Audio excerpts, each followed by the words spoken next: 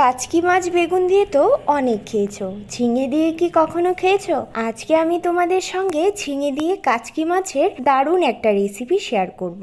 দেখো, এই বড় সাইজের একটা ঝিঙে নিয়ে নিয়েছি। পিলারের সাহায্যে এইভাবে ঝিঙের শিরাগুলো ছাড়িয়ে নিচ্ছি। এবার পাতলা পাতলা করে ছোট ছোট করে কেটে নিচ্ছি। কেটে নেওয়া ঝিঙের সঙ্গে কিছু কুচনো পেঁয়াজও নিয়ে নিলাম।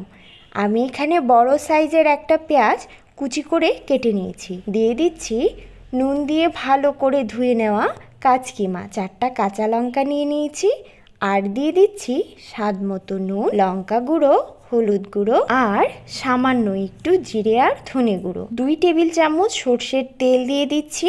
হালকা হাতে ভালো করে মাখিয়ে নিচ্ছি। কড়াইতে এবার তেল দিয়ে দিচ্ছি, ভালো করে গরম করে নেব। এবার মেখে রাখা ঝিঙে আর মাছগুলো কড়াইতে দিয়ে দিচ্ছি। বাটি ধুয়ে 1 কাপের মতো জল দিয়ে দিচ্ছি। হালকা হাতে নাড়াচাড়া করে ঢাকা দিয়ে দেব। মাঝে একবার ঢাকাটা তুলে হালকা হাতে একটু নাড়িয়ে দেব।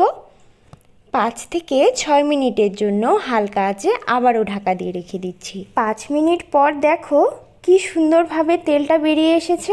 এবার বিলেতি ধনেপাতা 2টা হাত দিয়েই ছিঁড়ে এর মধ্যে দিয়ে দেব।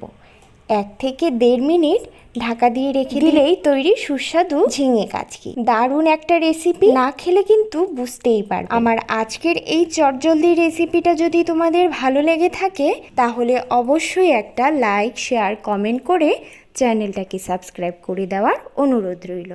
ধন্যবাদ।